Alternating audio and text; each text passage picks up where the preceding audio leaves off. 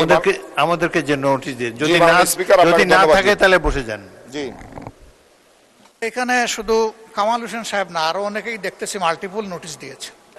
স্পিকারের মাধ্যমে শুনেন, আমি যে বিষয়টি- কোনো মাধ্যমে না, যে নোটিশটা আপনার দিয়েছেন জি। সেটা পড়বেন, এর বাইরে কোনো কথা বলার নেই।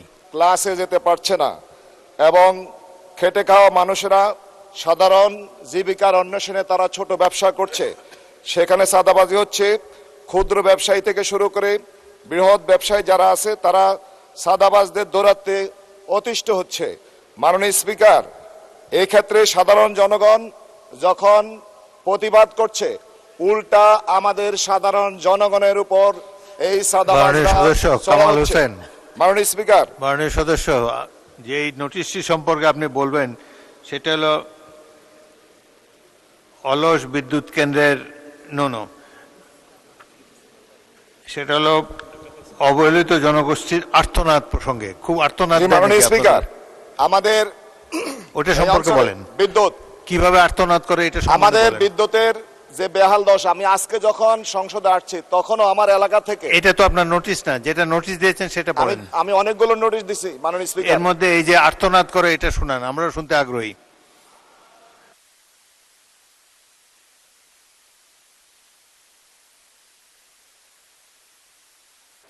ওনাকে মাইক দেন।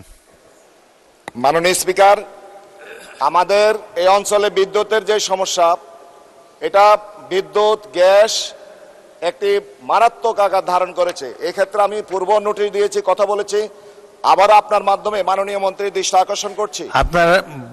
আপনার বক্তব্য বিষয়ে উত্থাপনীয় বিষয় হলো ঢাকা 5 আসনের অনুন্নত অবহেলিত জনগোষ্ঠীর আর্তনাদ প্রসঙ্গে। বিদ্যুৎ না পেলে কি বিদ্যুৎ নিয়ে বলছেন আপনি? বিদ্যুৎ নিয়ে আর্তনাদ করছে না, বিদ্যুৎ গ্যাস এই দুইটি মৌলিক সমস্যা, তারপরে চাঁদাবাজি সহ। আমি মাননীয় স্পিকারের মাধ্যমে শুনেন, যে বিষয়টি কোনো মাধ্যমে না, যে নোটিশটা আপনার দিয়েছেন জি। সেটা পড়বেন, এর বাইরে কোনো কথা বলার নেই। শুধু মাননীয় আচ্ছা। স্পিকার, আমি কয়েকটি নোটিশ নাই আপনার কাছে? নোটিশটি তো আমি কয়েকটা আপনাকে দিচ্ছি আর কি।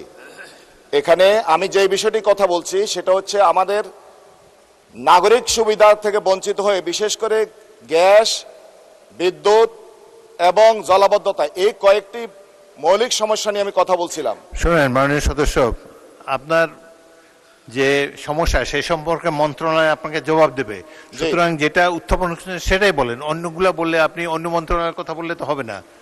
আপনি এখানে যে বিষয়টি নোটিশ দিয়েছেন সেটি পড়ে যান।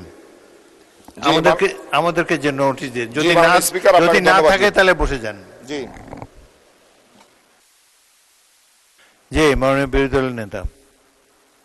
এখানে শুধু কামাল হোসেন সাহেব না, আরো অনেকেই দেখতেছি মাল্টিপল নোটিশ দিয়েছে।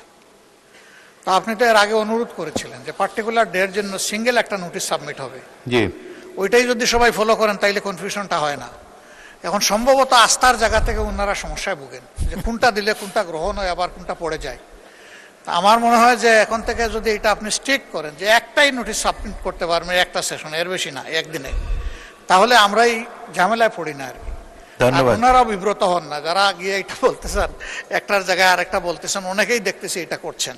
এটা মনে হয় স্ট্রিক্ট করা দরকার মাননীয় স্পিকার। ধন্যবাদ। ধন্যবাদ বিরোধী দলের নেতা। মাননীয় সদস্যবৃন্দ, একদিনে একটা নোটিশ দিবেন, এবং এটা সম্পর্কে আমি বলেছিও আগে যে একটা করে অনুগ্রহ করে একটা নোটিশ দিবেন, এবং যেটা সবচেয়ে বেশি গুরুত্বপূর্ণ, সবচেয়ে বেশি প্রেসিং, যেটা ইমার্জেন্সি মনে হয় আপনার কাছে, সেটার আপনি নোটিশ